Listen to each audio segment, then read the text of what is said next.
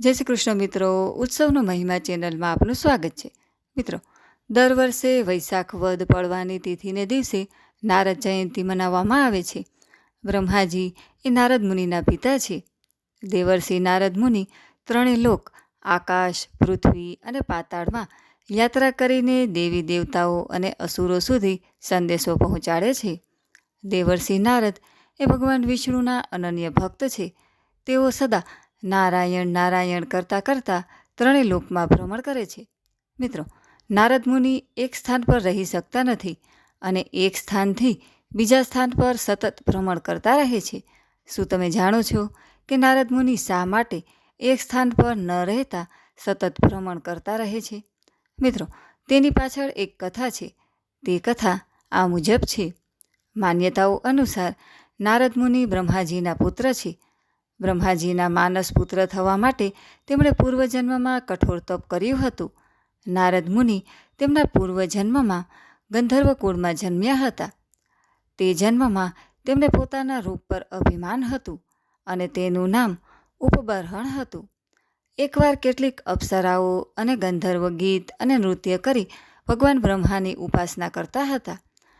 ત્યારે ઉપબર્હણ સ્ત્રીઓના શૃંગાર સાથે ત્યાં પહોંચ્યા. આ જોઈ બ્રહ્માજી ક્રોધિત થયા અને તેમને શ્રાપ આપ્યો કે તે શૂદ્ર યોનિમાં જન્મ લેશે. બ્રહ્માજીના શ્રાપથી તેનો જન્મ શૂદ્રદાસીના પુત્ર તરીકે થયો અને તેણે પોતાનું જીવન ઈશ્વર ભક્તિમાં પસાર કરવાનો સંકલ્પ લીધો.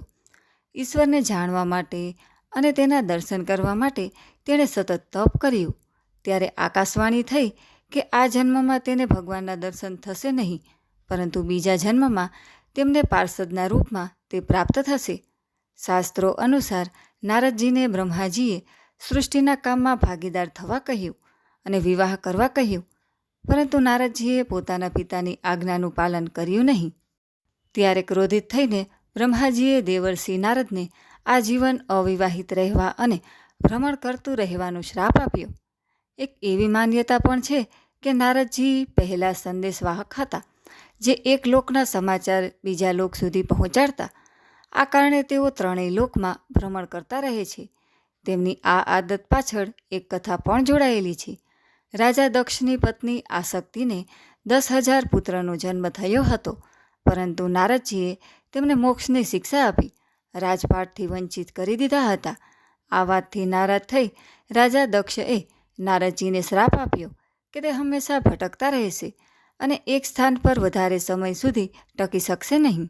મિત્રો, આશા છે વિડીયો તમને પસંદ આવ્યો હશે. વિડીયો પસંદ આવ્યો હોય તો તેને લાઇક, શેર તથા અમારી ચેનલને સબસ્ક્રાઈબ જરૂરથી કરજો.